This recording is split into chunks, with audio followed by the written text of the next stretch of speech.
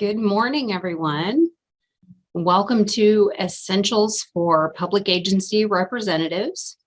As you probably read several times in the chat, I know the chat, you don't get to see what was on there prior to signing on, but your microphones and your video cameras are all automatically off, so you don't have to worry about whether or not you accidentally turn something on. You can communicate through the chat at any time. Just make sure to select everyone if you want everyone to see the information. Otherwise, it automatically defaults to just hosts and presenters. So you want to make sure that you click for everyone. I would encourage you to ask questions at any time, but I will ask you to use the chat for that. I know we don't have that many people on right now, but we do have quite a few people signed up for this session that may sign on. And I'm afraid managing the Q&A and the chat at once might be a little overwhelming, but I'll make sure and keep an eye on the chat. My name is Angela Mckinney, and I'm with the Indiana IEP Resource Center. I really feel like this topic is an incredibly important one. My background and experience is both as an administrator, but also as a school psychologist. And I know that there were a lot of times that I sat in on meetings where the public agency representative was in and out of the meeting, wasn't always sure what to do, what their role was. And many times it was a designee that I'm not necessarily sure was appropriate. So I want to clear up some of that, some of what's in the law as far as who can be a public agency representative, and then some of the information that I think will be really helpful for you to know in serving in this role to make sure that we have the best case conferences that we can. Our IEP meetings are incredibly important, and we need to use that time to make sure that we are being welcoming to all families, and that we are encouraging that spirit of collaboration and participation. Now, I'm going to go ahead and turn my video off just so that we have better bandwidth throughout this, especially as more people sign on. But again, welcome everyone. You should have gotten in advance a link to our Padlet, and I'm going to show you the Padlet link here again in a minute. Occasionally I add new things or make sure that what's on the Padlet is current, and I may change some things. So keep that link bookmarked. It does contain handouts for today, and it also contained a link to 3 different videos that are short videos that tell you, number one, what are the qualifications for being a public agency representative, and what are the expectations? And I am going to go ahead and review that information today. Number 2, there is a short webinar about the notice of procedural safeguards. When do you have to, by law, give those out? What are some of the details around notice of procedural safeguards? So I won't be going over a lot of that information, but you can review that video at any time. And then also there is another short video clip about the required participants for different kinds of IEP meetings. And it is really important that we have the right bodies there, and that if those bodies can't be there, that we follow the proper procedures for excusal or dismissal to make sure that parents have a voice and parents are notified when changes have to happen. But again, that information is in the video. They're very short. They're about 10 minutes long. So you can always go back over these, and you are welcome to share this Padlet link with any fellow colleagues or staff members to make sure that they have the right information as well. All right, so I'm going to jump into the content here. Again, we're going to review a little bit about those the video resources as far as the public agency representative piece. And then The next section I'm going to zip through pretty quickly, and they are key ways to support effective case conferences. And I say I'm going to do this quickly because we have a whole training dedicated to this. So I want to make sure that as many of you may have attended that training, that I'm not using all of our time for that, because one of the trainings that we usually don't get into very much is stuff that you need to know about manifestation determinations. And as a public agency representative, you need to know about manifestation determinations. Those are some of the most difficult meetings that we have. I have one later today that I'm not necessarily looking forward to because they tend to be rough, and we have to make sure that we are following all the proper procedures and staying true to Article 7 as we carry out these things. So we'll talk about that, and then we'll wrap up our session this morning with 10 tips for staying in compliance. I mean, we always want to do what's best. We always want to do what's appropriate for students, but we have to be compliant with the law. And these are just some tips that I think help us keep on the right path. So let's start with, this is the Padlet link. So again, if you didn't have this in your email, which I think everyone should have, you may want to copy this down and keep this handy. So public agency representatives. It's a lofty role. There are specific things that are identified in Article 7 about public agency representatives, but I want you to think a little bit beyond this too, because the public agency representative has duties at the meeting, but they are also the face, the voice, the marketing of your school. And that's really important, especially in today's society. We have to make sure that we are presenting our school as this is a good thing. We're here to do what is best for all students, and we are welcoming of your child. And I think sometimes parents come into meetings and they're overwhelmed to begin with. They may not have had the best experience in their own school background, and we need to change that. We need to make sure that parents know we are great, we do good things, and we know your child, and we are here to write an appropriate individualized education program for your child. I see the message in the chat, and I will go ahead and type this in really quickly.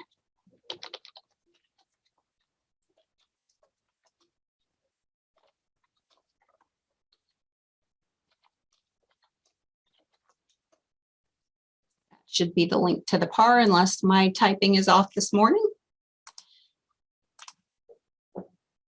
In Article 7, it says that we have to have a representative of the public agency, meaning of the school or the school district, who meets different criteria. Number one, they have to be knowledgeable about the availability of and have the authority to commit resources of the public agency. That means you have to know what's going on in your building. You have to not overcommit. You have to know what can we do, keeping in mind that what we do for students is not necessarily defined by what we do have, meaning just because we don't have it, if a student needs it, we need to find it. We need to make sure that they get what they need in order to have a free, appropriate public education. But it is really important that we know what's going on all over the building, because sometimes when we get into meetings, we are writing services or supports or changing things that may involve somebody who is not sitting at the table. So it is critical that that person has an understanding of what's out there, what we can do, and then also to make sure that that person has the authority to say, we can do this, because we are putting out an offer of service when we develop an IEP, and it's a legal document. So you have to have somebody who is at that meeting who can say, yes, we promise to do these things. The second criteria is that the person has to be qualified to either provide or supervise the provision of specially designed instruction to meet the unique needs of students with disabilities. Now, that means I could be somebody who can teach special education, or I could be somebody who is qualified to supervise my teaching of special education. Finally, I have to also be knowledgeable about the general ed curriculum. And for a lot of people, that leaves this criteria out. Many of our special educators are not necessarily knowledgeable about the general ed curriculum. To some extent they are, but to be able to say, yes, I can check off all three of these boxes, it really narrows the field of who could be a public agency representative for your school or your district. Now, in general, building administrators tend to fit the criteria. District administrators, your special ed directors, your superintendent or assistant superintendent, a lot of these folks also are likely to meet all of the criteria. And then finally, it does say that that person who would normally fill that role can have a designee. However, the designee has to meet the criteria. There are many times when I can look at IEPs and see that the person who signed off as the public agency representative may not meet all of these criteria. So it really is up to the person who is making that designation to know that they're fitting all of the criteria. So if you're building administrators or if you are district administrators, ask yourself these questions. Does your designee know what's out there? And do they meet the criteria of providing or supervising specially designed instruction? And do they have a good knowledge of the general curriculum? Now, finally, ask yourself, are you comfortable handing over that authority? Because they're acting on your behalf at that point when you make a designee. And I think that's just, it's something that we have to be very careful with this role because it is so important. Okay, again, there are a few more details. I elaborate a little bit more in the video. But I want to make sure that we're using our time to talk about the things that aren't in the video. It'd be nice if we were all face to face and could go into a lot more detail and have a good at least half a day for this. But I think, given the circumstances, we're doing what we can with virtual and making sure to supplement in lots of different ways. Now let's talk about the case conference meeting, because again, the case conference is our official formal time to sit with a team and really do what is right for students. Now we're doing this all the time and we're having parent contacts throughout the year and making adjustments as needed. But that case conference is a record of what happened, what the discussion is, and it really sets the tone for the next coming weeks, months, even in many cases, the next year. So we want to make sure that we are using this time to establish a good relationship with the family and to use the time appropriately to truly develop an individualized education program. So we're going to talk about some things that will help prevent problems, but also some fix-up strategies and chunk these out into things that happen before the meeting, things that happen during the meeting, and then things that happen after that can kind of set the tone too. We do a lot of facilitated IEP meetings from our office, and we've kind of seen a lot of common things that have led to problems in different meetings. And these also come straight out of the literature as far as some of the negative things that happen during meetings. They're usually centered around these 5 topics: either issues with communication, issues with preparation, clarity, respect. I know that's a big one for a lot of people, and transparency. And our IEP documents and what happens during the meeting should be as clear, as transparent, as respectful as possible, so that when we get this document, we know you always hear, we want to make sure that the IEP is portable. And that way, if the student moves tomorrow, that whoever reads this will feel like they were there, feel like they were at the meeting, and that they will know what to do for the student. So let's start with a little bit before the meeting. We know that we have to have meetings at a mutually agreed upon time and place, which means in order to make that happen, we got to give as much notice as possible. We got to coordinate schedules. You have to put it in writing, and not just in writing. Use the IEP notice of conference. It contains all of the legally required things that have to be in there. So I know I've been to a lot of meetings where the parent was there, which is great, because that's kind of our main thing, is we want parents there and involved. But a lot of times parents get there through email contact, invitations, a calendar invite, all of those good things. And those are great, but those don't typically contain all of the things that Article 7 has to be in the written notice. So make sure that you not only construct that notice of conference ahead of time, but that you send it home so that the parent truly has all of their rights intact, and that we have stayed in compliance and followed the law. Now, I know this is typically a duty of the teacher of record or case conference coordinator, depending on how your system works. But your role as a public agency representative is to make sure that this is happening. Get in the IEP system and check.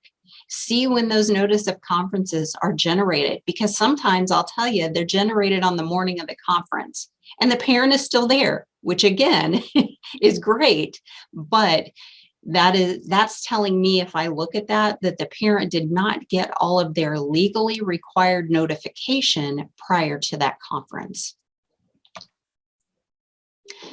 We need to make sure all the right people are there. So again, if you look at the video that's on the Padlet, it will go over all of the people who need to be there. Now, we have a lot of people who are required, and then we have people who are not necessarily required, but they might be additional people.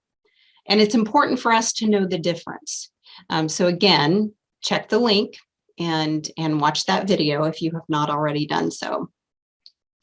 It is really important that the people who are there understand why they're there. So it really comes to you and your teachers of record to do some training with staff. Talk to them about how to represent the school.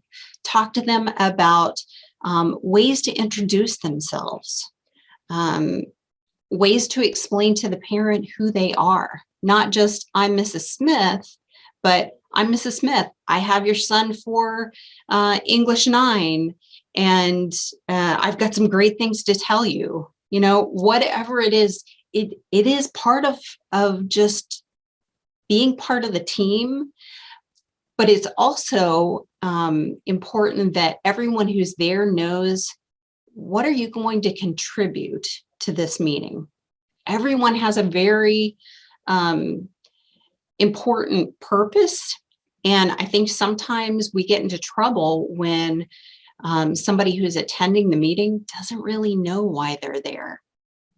I attended a meeting once with a fairly new teacher, and the parent and I were in the room. I was there as a school psychologist, and the teacher came in the room and turned to the parent and said, "I don't know which one your daughter is." I thought, oh, this is going to be a fun meeting. And, at the time, I was just a little irritated and angry. But looking back, I'm like, I should talk to people at the school and let them know, here is how to introduce yourself to the parent. And please, before you come to the meeting, make sure you have certain things. Make sure you have some data. Make sure you know what the kid looks like and their name and how to pronounce their name correctly. All of those things that are incredibly important for parents to hear.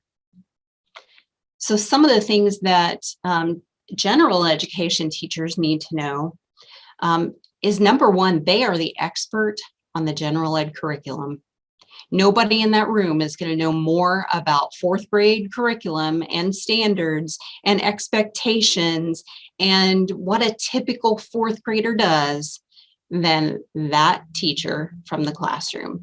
And I think when they know that, they're bringing more to the table. They realize what their role is.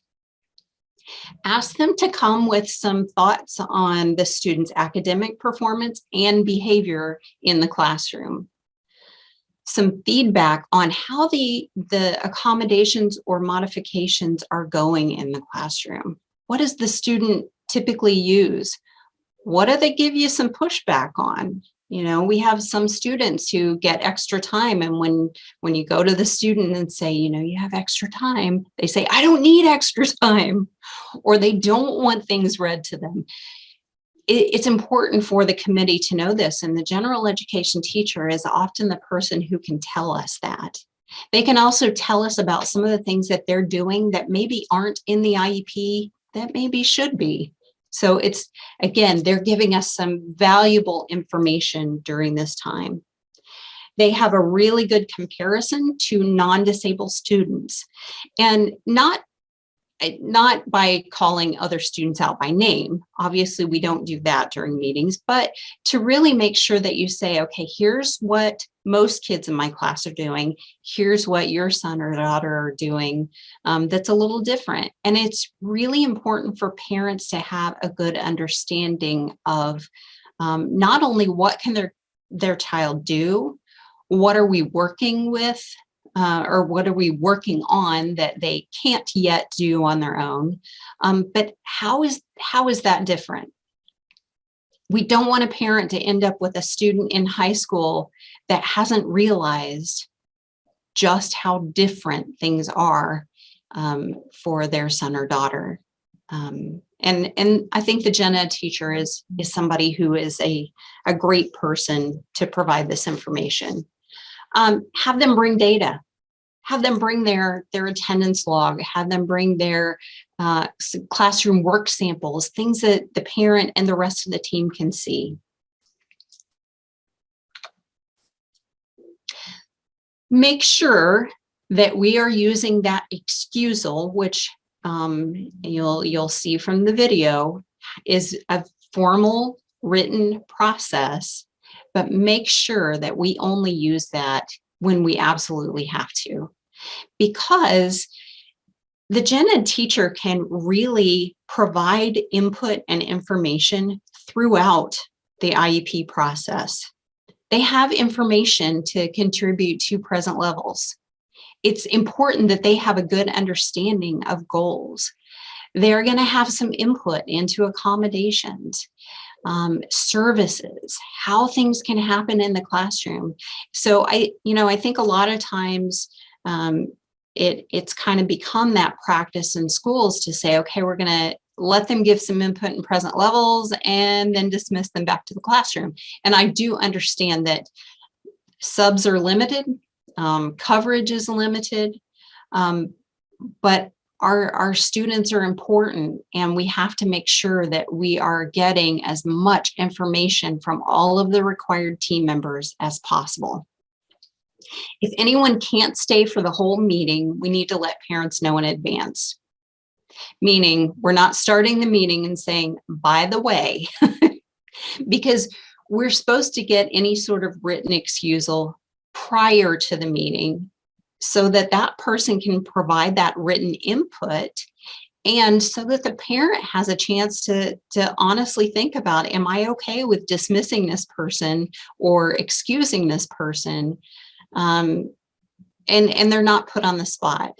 I mean, I think most parents, if you say, is it going to be okay if they go back to class after this? Most parents are going to say yes, because either they're okay with it or they're intimidated and they don't want to say no. And I think it's unfair to ask them at the last minute. So give them that courtesy. It is a requirement for any required members. It's just a courtesy for non-required members. So maybe your school counselor is there and just stopping in, giving a little input, and then has to step back out. They don't need a written excusal. They don't need a formal excusal, but it is a courtesy to explain to the parent in advance that, Mr. Jones is just going to be giving a little input and then leaving.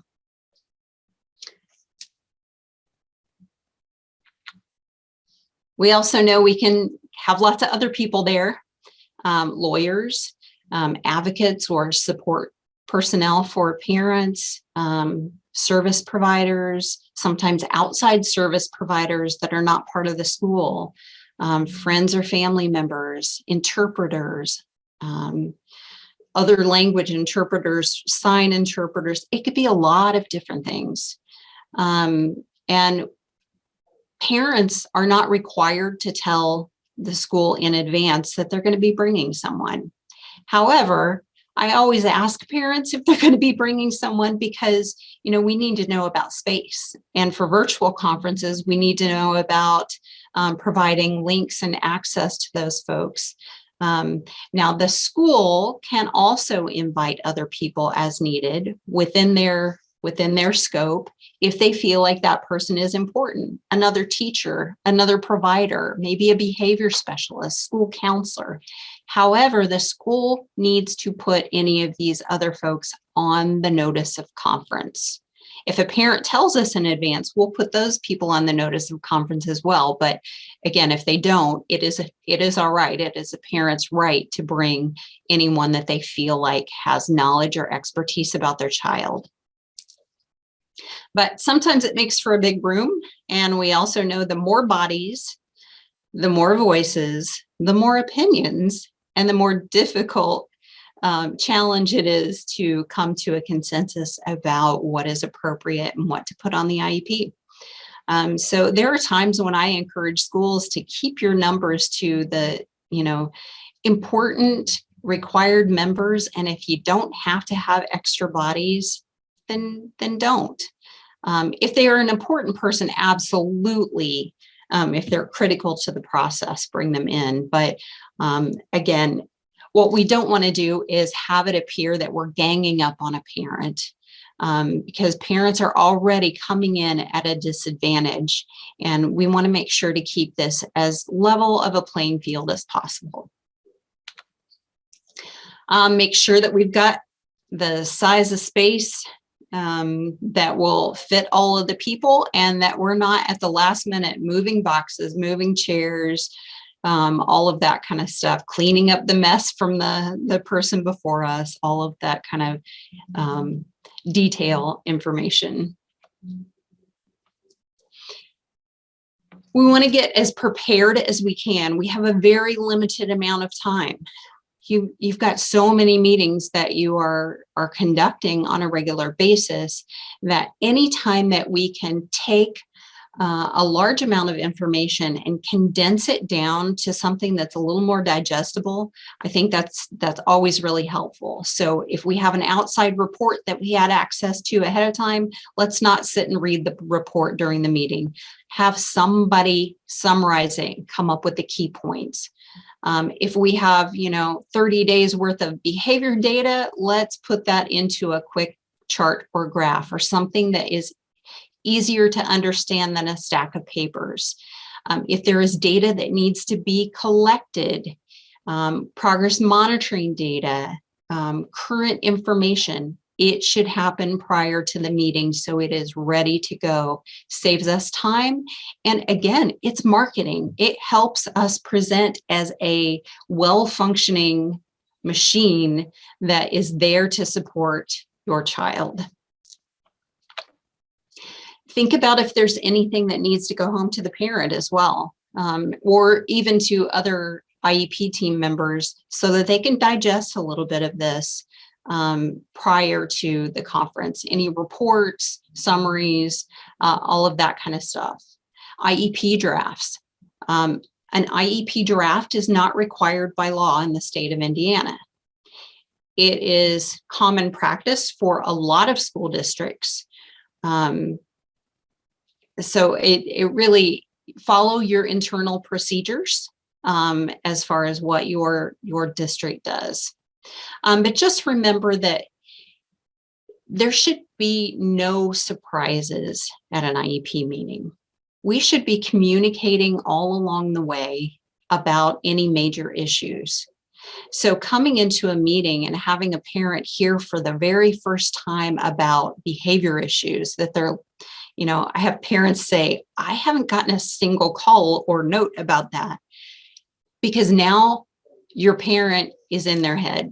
Your parent is sitting there processing what you've just told them, and they're not hearing the next piece. So in order to have the parent truly be a functioning member of our team, we need to make sure that they are as in the know as everyone else who is sitting at the table. All right, some things for during the meeting. Greet your parents. Make sure that your front office staff knows that they're coming and that they are friendly. I mean, this really sets the stage for the meeting. I have had a parent once who walked into a room and happened to be looking down at the time, looked up, and there are like 10 or 12 people sitting around the table with the parent walking in as the last person, and they kind of gasped like, wow, I didn't think there'd be so many people. That's overwhelming. That's overwhelming for educational professionals, let alone for a parent. So, we want to be on time, definitely. And we want to be there and ready. But even if you're up and standing, it's different than everyone sitting and a parent just walking into the room. So having either a couple of staff members go and get the parent from the front office, or if the student is coming, have a staff member with the student go and greet the parent and bring them in. And it just makes them feel more welcome. Make sure that the parent is seated at the most optimal place so that they can see people, they can see any charts, the screen, whatever they need, but you don't want them isolated or on display. So not at the head of a table or anything like that. And that they're just sitting in an appropriate place. We want to make sure that we are, again, promoting as much equal status as possible at the meetings. Be as welcoming as we can. I've been in IEP meetings that have lasted all day and spilled over into other days, but I tend to get those kind of meetings. But I'm a person who gets very hangry, and if it's 11:30, 12 o'clock and I have not seen my lunch yet, I'm not really thinking clearly. Now, we're not providing lunch to our case conference members, but having water available or having a Keurig handy or even mints on a table can make a difference. Also thinking about, a lot of our staff come in fully prepared. They come in with their drink, they come in with their computer or their notebook, whatever they need. And sometimes a parent is doing their best to get to the meeting. And I've seen this in action where I've had a teacher say, well, let me give you my email to make sure that you have contact information for me. And the parent is looking around like, oh, pen, paper. They're digging through the diaper bag, trying to find a scrap of paper to write on. Take this out of the equation. Anytime you go to a hotel and they put those little pads of paper on the tables, take some with you. Take those pens home. Have them handy in your conference table, or scraps of paper, just as long as they're not, they have no information on them. Have those things available for anyone to take as needed. Make sure and do a round of introductions. We all tend to know each other, but our parents don't. And sometimes the people that they bring with them won't know other people too. One thing that I would encourage you to do is, again, train your staff about how to introduce themselves. Again, my name, my role, how do I fit? And also things like, if I'm the person serving as the public agency representative, I want to tell them that, because ultimately the agreement is going to come down to me as the representative and the parent. And they want to know who they're dealing with, because sometimes you may have multiple administrators at a meeting. I want to know who has to be there the whole time, who's serving that required role. Watch the formality level. You kind of have to get a read of the group, but whatever formality, keep it consistent. Meaning, if I introduce myself as Dr. Mckinney and then call mom Jan or call her mom, it has set up a power differential. And again, we don't want that. So if it is Mrs. or Mr., let's use that. If it's first name basis around the table and the parent seems comfortable with that, then it needs to be that for everyone. Just try and build that equality level within the group so that nobody feels like anyone is more important than anyone else. Also, make sure that if there are any other roles that need to happen, that we point those out. I always use an agenda for meetings, and the agenda really is just the IEP process. But by presenting the agenda, it allows me to make sure that we follow the IEP process, meaning we are a group of humans that are problem solvers. And when I hear a problem, my brain immediately goes to, oh, well, we could do this or we could do this, which immediately shoots us into things like accommodations, services, other changes. And if we are still discussing present levels, we're not ready for that yet. We have to follow the process. And by having an agenda, then we can say, let me show you right now, we're still up here in present levels. I promise you we'll talk about those things when we get down to service provisions. It's just an easy tool to help keep us on track.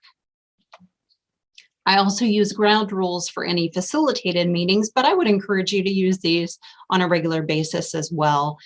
Just making sure that we have some basic rules. And if everyone can agree to these guidelines, then it's easy for us to, I guess, redirect the group, whether it's a parent, staff member, outside person. When we say, now we all agreed that one person was going to talk at a time, or we all agreed that we were going to listen respectfully, and I'm sensing some things that aren't so respectful right now. Let's get back on track. Are we still okay with these ground rules? You can't enforce a rule after the fact. So just having these things ahead of time can help make your meetings go so much more positively. Got to have respect for time. We got to start on time. We got to end on time, and we've got to use our time wisely, meaning we are solely talking about this student. We also have to respect the input, meaning we got to watch our body language. We've got to make eye contact. I see so many IEP participants who won't make eye contact, or they make eye contact with their administrator, but not with the parent. And we need to have that connection. We need to have that team spirit during the meetings. And again, as public agency representatives, it's going to fall to you to talk with your team and say, no, look, I want you to connect with this parent. I want you to be respectful. No eye rolls, no sighs, put your electronics away. Now, I will tell you, there are certain people who will be on electronic devices during the meetings. And the important thing to do is let the parent know, I'm on my computer because I'm taking notes into the IEP. This person's on their computer because they are working in the IEP system. This person may have a computer out because they need access to the student information system. Otherwise, all of those things should be put away. No Amazon shopping, no Facebooking, I say that kind of in jest because I know that's not what's happening, but that's what it will appear to a parent if people are on their computer and the parent doesn't understand what you're doing on that computer at the time. So again, it's just about respect. Notice of procedural safeguards. Again, review the Padlet video on this about when you need to provide these, under what different circumstances. But I would encourage you to develop a good elevator speech about parent rights. Parents don't want you to explain the whole thing. Parents do not want you to read the notice of procedural safeguards to them. But if we can tell the parent some really key things that come out of this document that we are always giving them about things that they need to know, then they are better informed. The parent has to be fully informed anytime that you're seeking consent for something, and just giving them the paper doesn't make them informed. Words are important. We've got to use language that is respectful. We've got to steer clear of those acronyms and jargon. And I am a terrible example of this. We are all immersed in education and all of the things we do. And I tend to talk like a psychologist sometimes. So when I'm training school psychologists or graduate students, like, you have to learn to not talk like a psychologist. And it's the same thing with teachers or administrators. We live in the world of iLearn and NWEA and IEPs and CCCs, and parents don't always know what these things mean. So anytime that we can explain those things out, and one of the things that you can do as a public agency representative is, when somebody does use this language, just intervene. Mrs. Smith, can you explain a little bit about what DIBELS is? And it doesn't have to be explain it so the parent will understand it, because there may be other people at the table who don't know what that is either. So again, step in when these things happen and just help it to be a better situation. Always use facts when we're describing what's going on with a student rather than opinion. One of the things that I hear a lot is the word unmotivated. Johnny's just unmotivated. Well, that may be an opinion. What I can tell you factually is that when an assignment is given, 8 out of 10 times, Johnny puts his head down. I don't know whether he's tired, unmotivated, angry, frustrated. I don't know. But if we can give factual examples or things that have data tied to them, they tend to be better for the discussion. Always make sure that our information is current. When we have present levels of performance, they need to be current, present levels of performance. We want to make sure and use positives. However, make sure that we are not leaving things out. If there are negatives, just add some more positives. We don't want to sugarcoat things because, again, you don't want a parent to have a misunderstanding of what's happening. But, if I ask the question in a conference, okay, what are Johnny's strengths? And I see all these blank looks, like, oh, come on, we've got strengths. There are strengths. There may be some really serious negatives, but there are strengths. And we have to prepare those in advance. We have to make sure that we have positive things to say. I'm just quickly, I want you to think of and type in the chat a word or a phrase that you've heard someone say during a case conference that immediately parent is on the defensive or parent is negative. Unmotivated is my big one. When I hear unmotivated, I'm like, oh, look out, here it comes. And I, as a parent, I would react the same way. But what are some other? Yes, absolutely, Amy. Lazy. How do we know if a student is lazy? We don't. We have data around what we see. What's another one?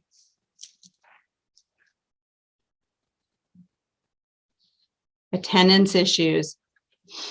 Oh, if they would just try harder. Want to do what is best. That's kind of an opinion too, right?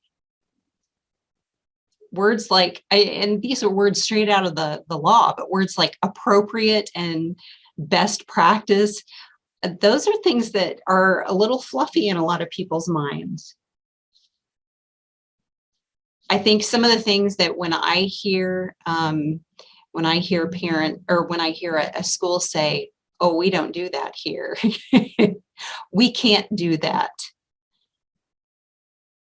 Absolutely. Acronyms throughout the conference. Alicia, that is a pet peeve. And that I think for a lot of us, we have to check each other and say, oops, I'm slipping into that talk again. Let me explain what I was talking about. Absolutely.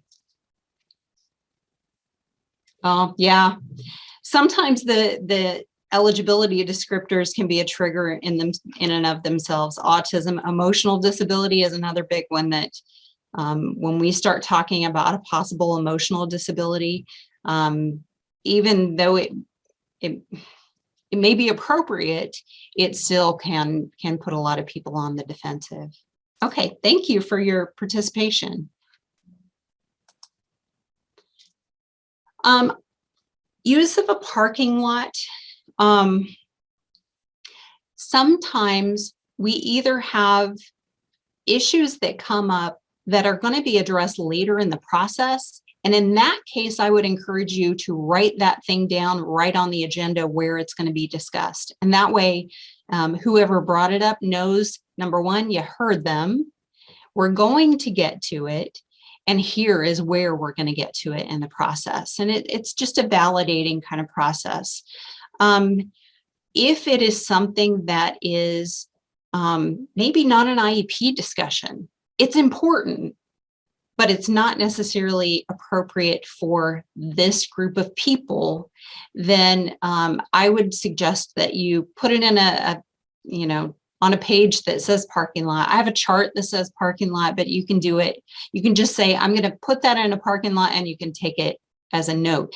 So it may be like, I've had parents who have come in and said, I keep getting these book rental overdue notices, or I keep getting a notice that my cafeteria balance is low and that's not right, or that this library book is missing. Those kinds of things that have nothing to do with the IEP process, but they are important. And so I think, again, just saying that's not appropriate for this meeting is going to turn your parents off. If you tell them, I'm going to put that in a parking lot, and as soon as we get done with this meeting, I'm going to hook you up with the right person, that validates that it is important, and here's how we're going to get it accomplished. Here's where we're going to take care of it.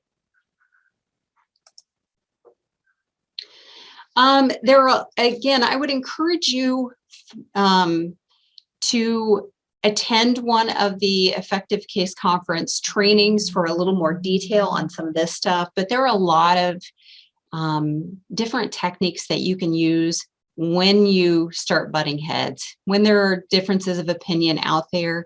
And again, as the public agency representative, it is likely going to fall to you to use some of these techniques to say, okay, you know, we're really, we're having difficulty with using our time wisely. Let's do a time talk. Let me give everyone 1 minute to give their input on this. And when the minute's up, then we're going to move to the next person. That one's a little tricky because I really struggle with shutting a parent down. But if a parent agrees to this, then it can go well. I've seen it go really well. Restating things. Restating is really important because I have restated verbatim what somebody has said. And when they've heard it, they've said, oh, well, that's not exactly what I meant. So let me rephrase it. And sometimes that's really important. Sometimes just taking different options when we've got some differences about what should happen and looking at the advantages and limitations of those. Again, a lot of different techniques that you can use. Make sure and use your agenda and ground rules if you're getting off track. Sometimes you have to acknowledge the elephant in the room, meaning there are sometimes when meetings get kind of hung up in a cycle, and it's because we haven't dealt with the big thing yet. And sometimes you have to kind of go a little bit off track in order to deal with that issue so that the rest of the meeting can happen. I tend to boomerang a lot of things. As the psychologist, a lot of people turn to me and ask for the answer, and it's not a one-person show. And the same thing as a public agency representative, you know, they may turn to you for, well, tell us the answer to this. And I throw things back to the group. I boomerang it back and say, well, tell me what everyone else thinks about this before I give my input. Not on everything, but on some things, because again, we're wanting that group participation. I use a lot of humor during tense meetings, but I always tend to use humor that is general and it targeted at myself. You can't assume someone will think that something that you say regarding them will be funny. And that can really blow up. So always keep it, you know, turn it back to yourself. Again, accepting and legitimizing all the input, not necessarily agreeing with it, but accepting it, acknowledging that someone said it is important. Take breaks when you need to. It's better to take a 5-minute break to regroup than to keep going to try to power through and have it turn into something more negative. Check to make sure that we truly have agreements before moving on. And don't assume that because I didn't speak up and say I don't agree, that I'm in agreement. So when I facilitate, I will tell everyone in the group, now, when I need to have an agreement, I'm going to look everyone in the eye and make sure I get a head nod, a thumbs up, a verbal answer, something that tells me you are okay with moving on, because I'm not going to assume that you're okay because you didn't voice no. And then at the end of the meeting, make sure that parents know what's happening next. Don't just dismiss the parent, have somebody walk them out and have staff disperse as much as they can. Oftentimes I know we have back-to-back meetings and it may be the same group waiting on the next parent and still sitting there. That is okay, but what a parent is going to see, if you are all sitting there and they leave and everyone else is still sitting, what's your thought? They're going to talk about me. Which we may be processing some of the information that just happened and figuring out what to do next, but we don't want it to turn into something negative. So go to the bathroom, go get a drink, do something to disperse after the meeting. And then the follow-up, and these are straight out of the law. We have to give parents, they have to actually physically receive a copy of the written notice. And in Indiana, the written notice is the IEP, because the IEP document, when it prints, contains all of the requirements for the written notice. They have to receive it within 10 business days. And that is a big thing. Most of the places in Article 7 talk about instructional days. This is one where it says business days, because you don't want to have an ending point to, Christmas break, spring break, summer break, any of that kind of stuff, and then not get the information to the parent. So we have to get that to them, and it needs to be a finalized IEP. This is our offer of service. For IEPs that are not the very first IEP, we have to remember that we are going to start implementing that IEP on the 11th. Now, this is different. Instructional day after the parent gets their copy. So whether you took 1 day or 10 business days, on the day that they get it, now another clock starts, and we've got 10 instructional days to wait. And on the 11th day, if they didn't sign and they didn't protest in one of the acceptable ways, and we'll talk about that, then you're going to implement that. Now, you want to think about that, because if you've got something you want to do right away, we need to shave that time window down, meaning you need to get the IEP to them as soon as possible, and you want to try to get a signature so that you could start implementing the change as soon as possible.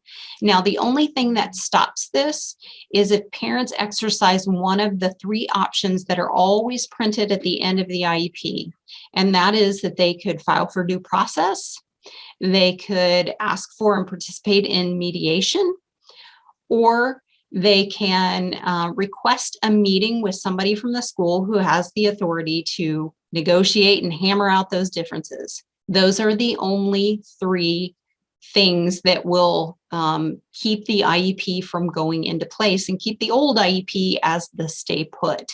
Now, that's important to know, because some parents will say, well, I'm not signing that.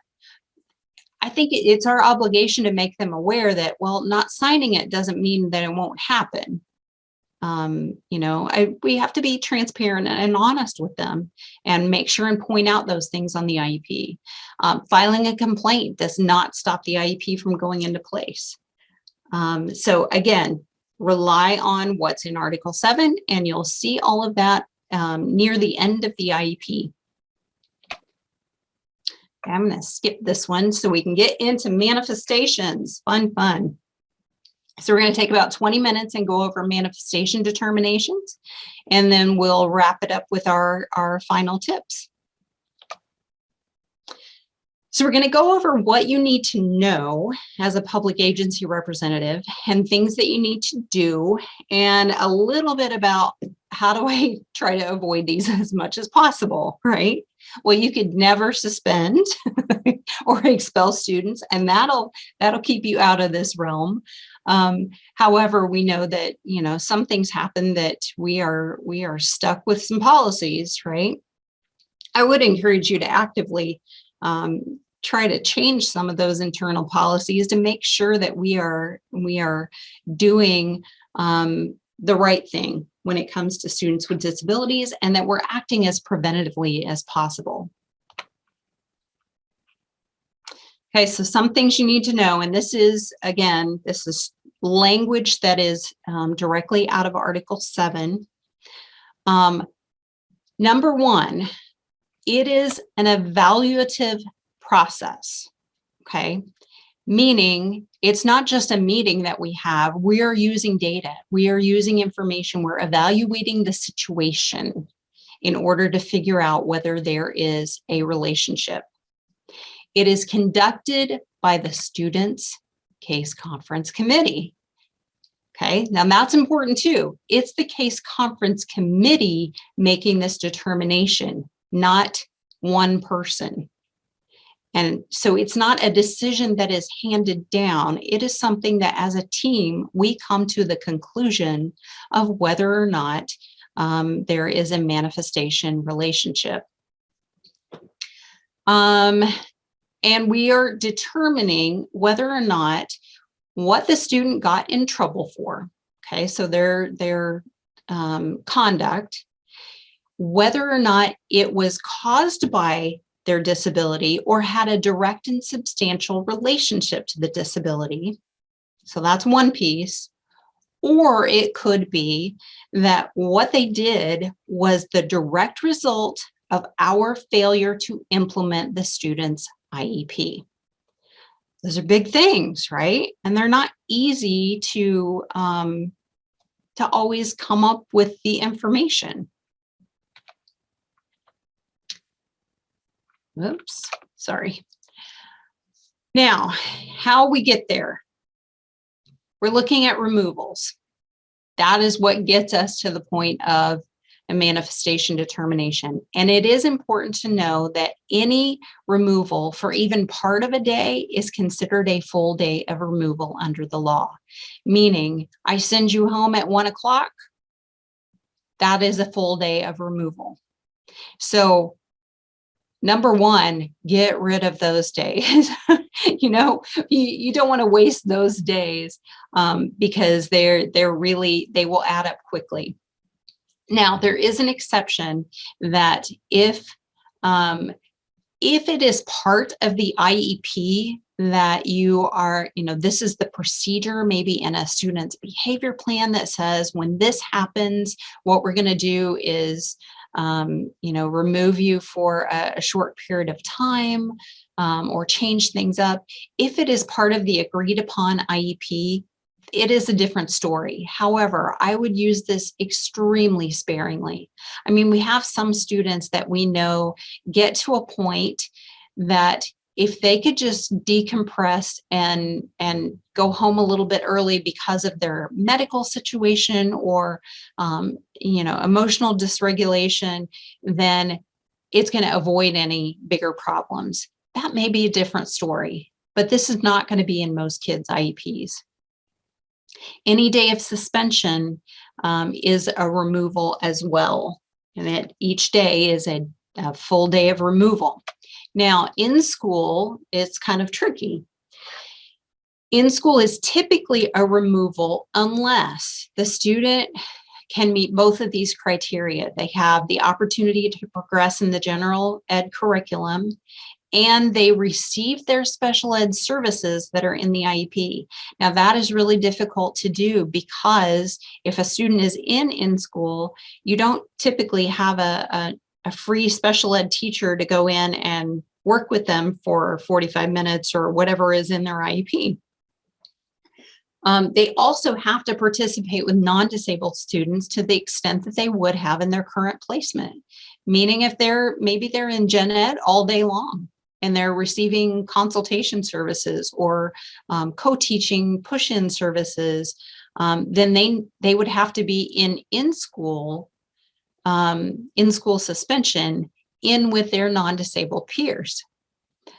So it gets to be very tricky. And again, I would encourage you to look back at your district policies and make sure that those things are being addressed in there.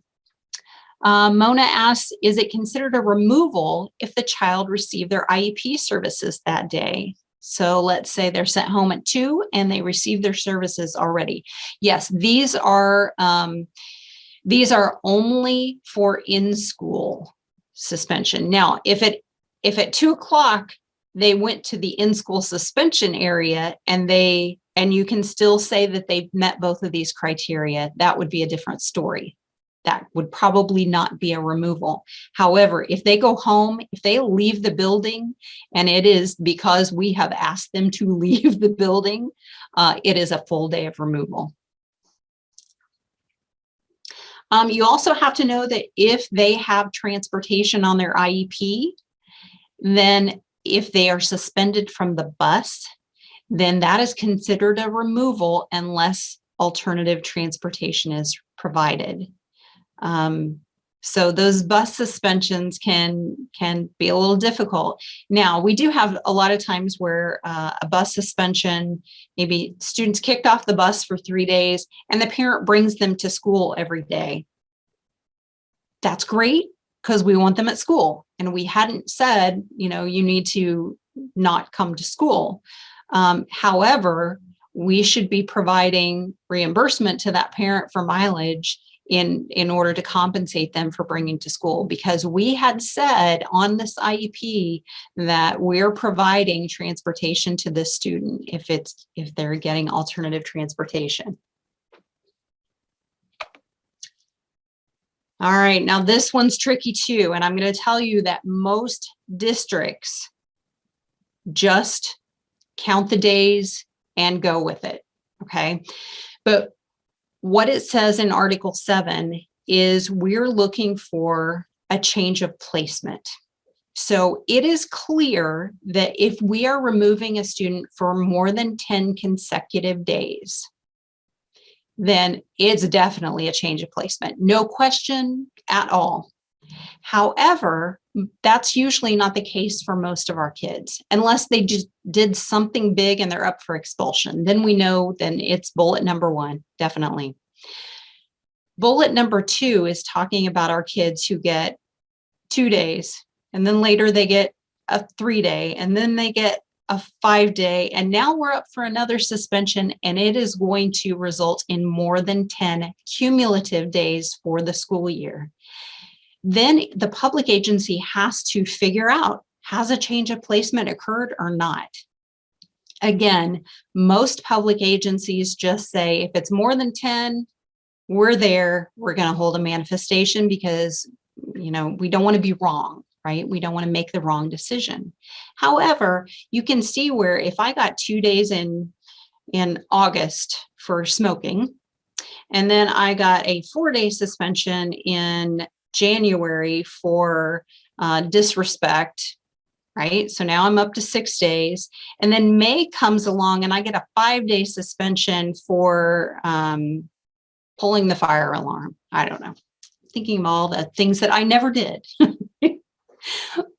But now I'm past my 10 days. But really, is it a pattern that would constitute a change of placement? Probably not. They were all very different things and they're so spaced out. However, again, most districts don't want to have to worry about whether they made the right decision. And so when they tip past 10 days, that's when we have to hold a manifestation. So when discipline is now being proposed or handed down, that's the better term, when it's being applied that is going to take me past the 10 days, then one thing that has to happen is we have to give the parent notification of this, and accompanying that needs to be a copy of the notice of procedural safeguards. The law says we're supposed to do it on the day that decision is made, meaning we need to make sure all public agency representatives, all principals, assistant principals, whoever is handing out discipline, that they have lots of copies of that notice of procedural safeguards because it needs to go with them. I've been in complaint meetings, or not complaint meetings, but mediation before, and the issue was my child got suspended and I didn't get the copy. It's a big deal. So it does allow you that provision to say if you can't do it on that day, it has to be mailed the next business day. So maybe I got in trouble at a ball game, right?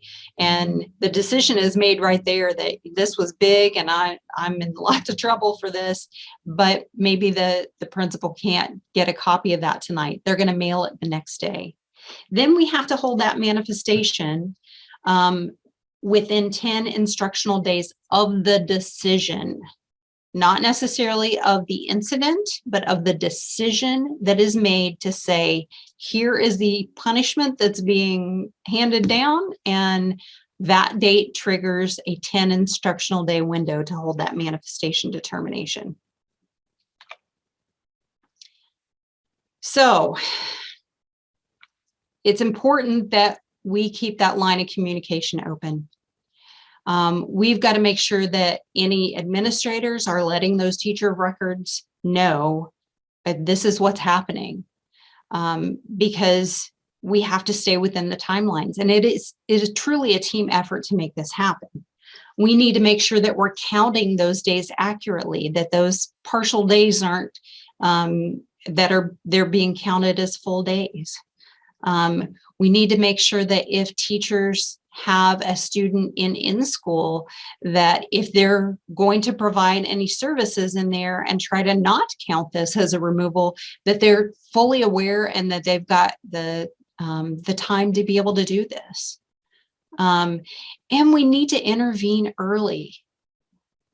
If I've been out for 3 days for something, we don't wait until we get to 10 days to think about, let's change some things and let's put some different supports in place. We want to make sure that any of those issues are shared early enough to where we can do whatever assessment is needed. We can put different supports in place whenever is needed, to try and avoid ever getting to the point of a manifestation.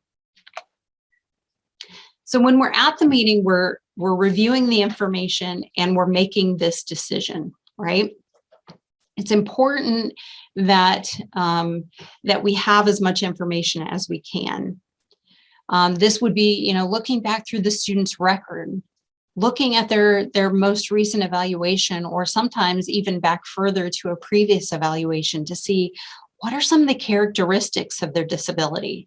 No two kids with the same eligibility area look alike as far as how their disability manifests itself. And those things are really important. Now, when we ask these questions at the meeting, or when we come to, some kind of understanding, if we determine that either of those is a yes, then the conduct is automatically a manifestation of their disability. And we need to make sure that if it was because we weren't implementing the IEP correctly, fix it. we fix the issue. We figure out where the breakdown was. A lot of times I will tell you that it is that the behavior plan that was already in place was not followed correctly. And that's usually what leads to this. That's not the only reason, but that's probably the biggest one. And so, pull in everybody involved, make sure they understand the steps of the behavior plan and they know they're part of it. Now, if it is a manifestation, then we have to make sure and now conduct a functional behavioral assessment and implement a behavior intervention plan. But sometimes those are already in place. So if they are, we review them and see, are they still appropriate? Sometimes they're not. Sometimes we have to make some changes. And we have to return the student to the placement that they were in when the incident occurred, unless we all agree during the meeting that we need to make a change. And sometimes that happens, that even though we found that it was a manifestation of the student's disability, sometimes we as a group get together and think, I think we need to change some things up. And if everyone agrees, great. If the parent does not agree, then that child is entitled to return to their previous placement.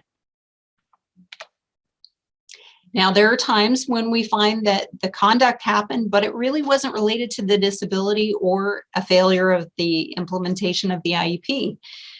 So in those cases, the school can go ahead and proceed with their normal disciplinary procedures.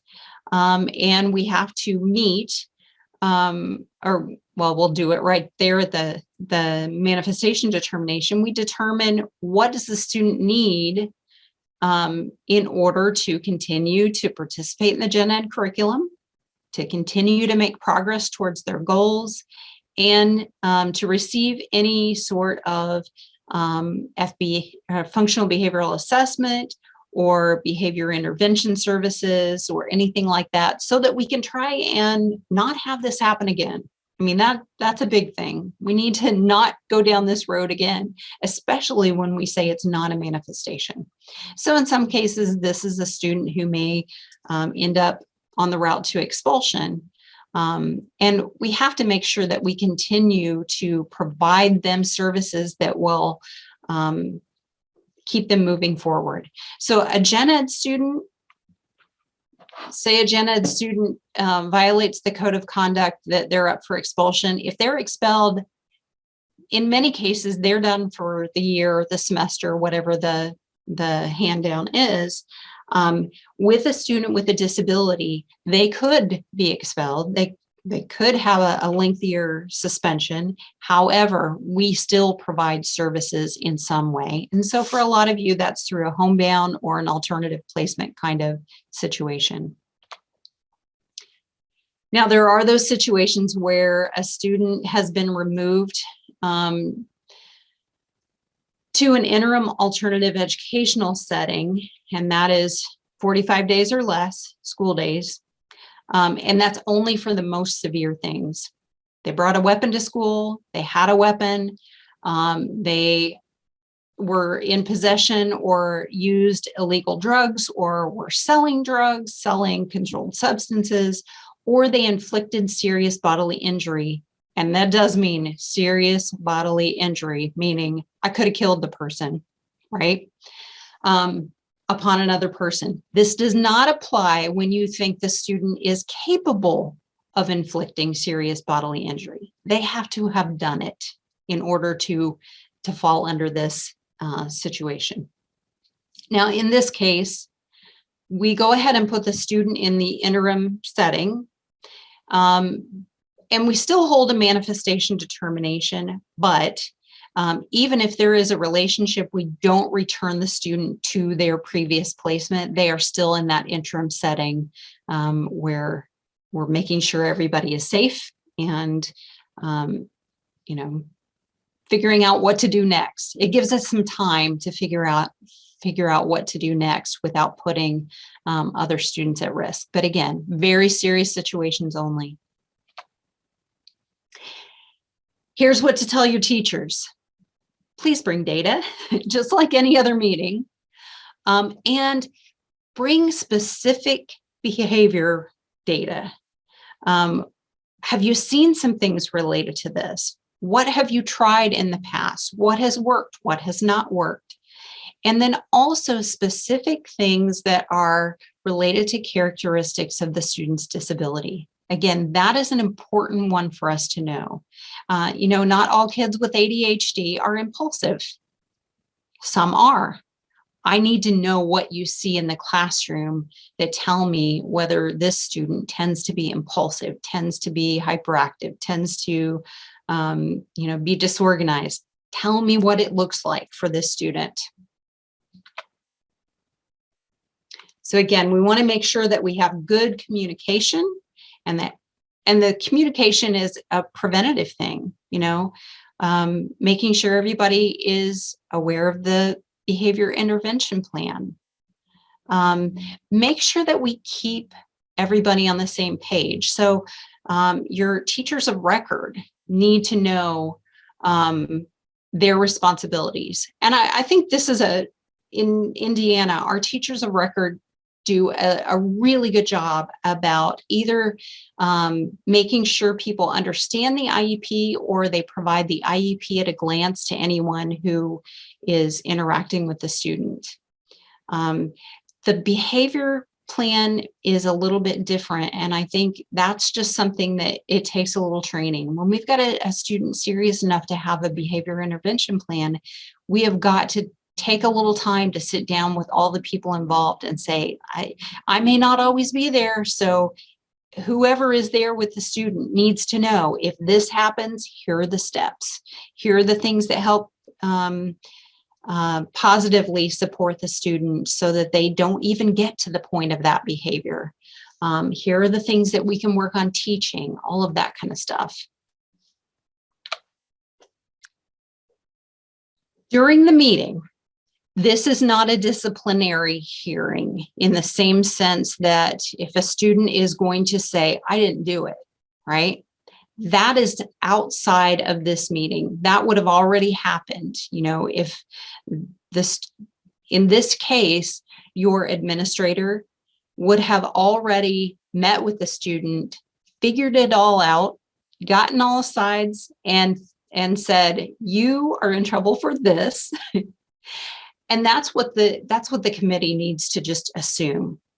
You have to assume that it happened and you're up for a certain disciplinary response.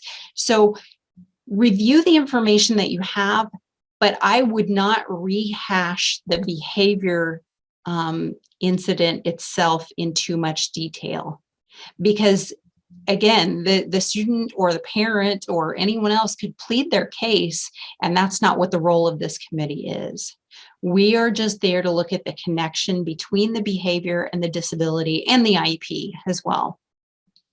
So really think about those disability characteristics and the characteristics of the incident. I've heard a lot of misconceptions out there that, well, if you have ADHD and have an IEP under other health impaired, or if you have an emotional disability, you're always going to have a relationship. And that's not true. For example, if I'm a student with ADHD and maybe one of the characteristics is impulsiveness, but I got in a fight and I planned the fight a week in advance. I took steps along the way. I talked to different people about it. Then it may not be because of my ADHD if it was not an impulsive kind of act. So we have to really look at all the details of the incident and of the characteristics of the disability and whether or not the IEP was followed. But involve your team. This is a good place to boomerang this out and say, okay, I need to know what everyone thinks on this, including the parent. They are an IEP team member. And if the student is there, they are an IEP team member. But make it a team decision. All right, we're down to our last 9 minutes. So we're going to talk about some tips for staying in compliance. This should be a given. The public agency representative must be present and be an active participant. Now, I recognize this is hard because most of you who are serving in the role of a public agency representative, you've got a million other irons in the fire, right? There is bus duty going on. There is the chaos that just happened in the lunchroom. There are phone calls, there are papers to sign, but your top priority has to be at this meeting and be an active participant in the meeting. Now, it is to your advantage to make sure that you use some of those tips from earlier about how to make your meeting shorter and more streamlined, how to not waste time, how to stick to the agenda, because you want to get this done, right? But it is critical that the public agency representative is there throughout. You are a required member at every meeting. Number 2 is always promote a true discussion of the least restrictive environment at every meeting. And we've got our Focus on Inclusion conference coming up here in just a few weeks. And least restrictive environment is at the heart of that. We have a lot of students who have been in a particular least restrictive environment category for years. And when we have our next meeting, we kind of start there assuming we're going to keep it as is. Every meeting should really have a discussion about, could we do this in the general ed classroom? Could we do this in the general ed classroom with additional services, supports, assistive technology, anything like that? If the answer is still no, then we move down that continuum a little bit. But you will be the person who is leading the way for helping to transform education into an inclusive setting. Be aware of what's going on. Be aware of who has an IEP. Know those kids by name. Definitely be aware of students who have a behavior plan. keep some way to have a nice running total of the removals, so that you never run into a problem where you have crossed that line. Make sure that you have an expectation of communication and being looped into any sort of situation regarding a student when it comes to their discipline or anything like that, and have some kind of way to document this.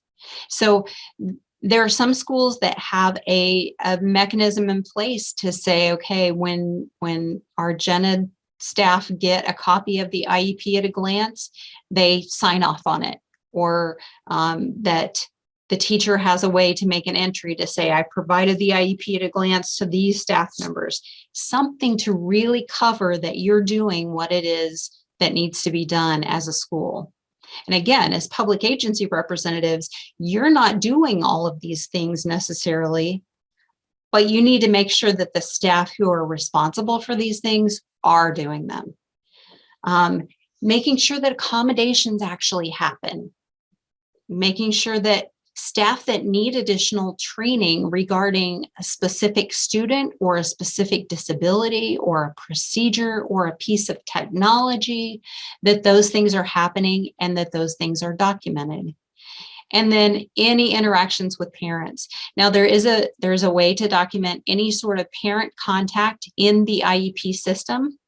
But I also know that a lot of parent contacts that are more general from administration are documented in your student information system.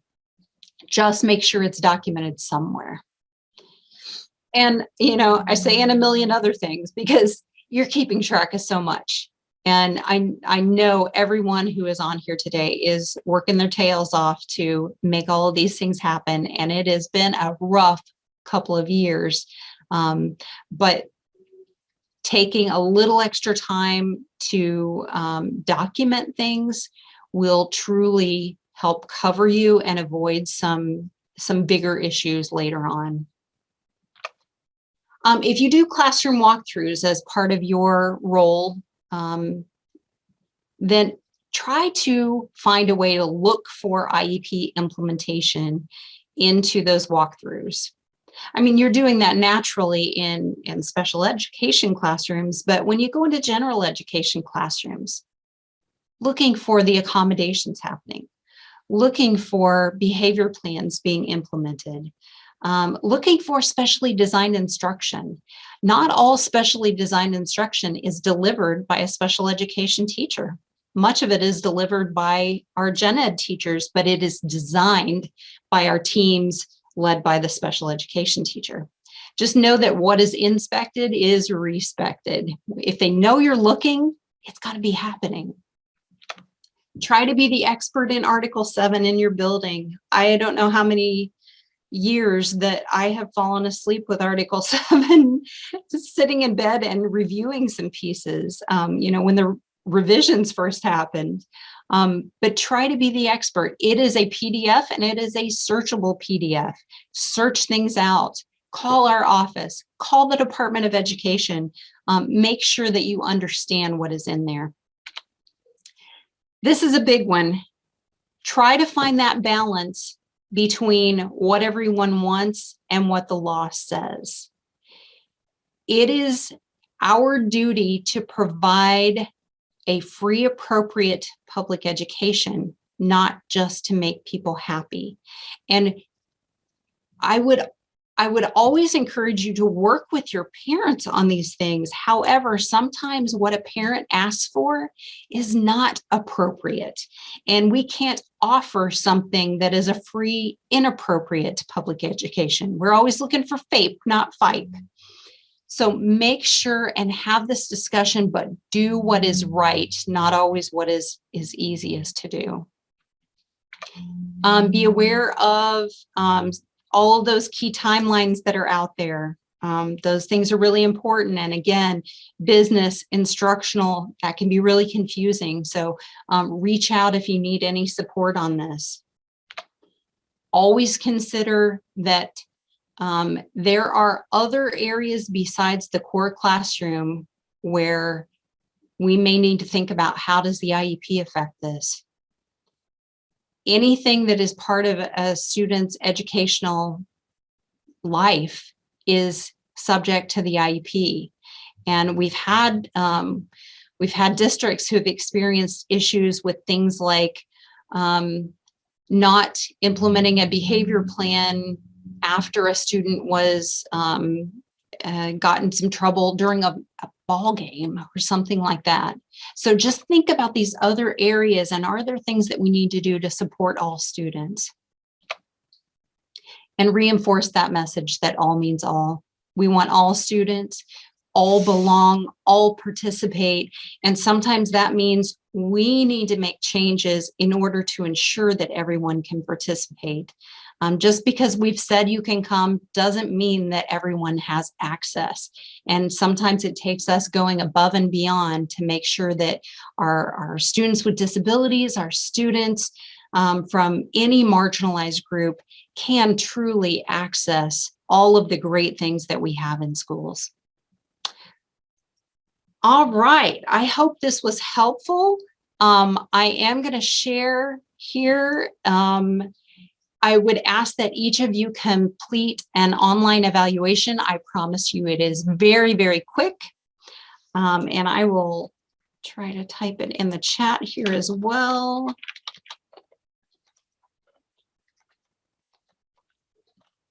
I have a hard time speaking and typing at the same time. But here is the evaluation link, where again, you can scan the QR code. So if you would complete that, any other trainings that you might like to attend are at the other link. And then my information, you can reach out by email or cell phone at any time. And I'm happy to answer any questions that anyone might have. But thank you again for attending.